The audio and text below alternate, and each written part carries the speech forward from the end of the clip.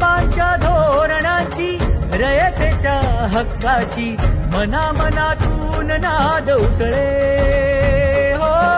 मराठीला अभिजात दर्जा, कृती केली ही गर्वाची, अभिमानासाठी झटते हो.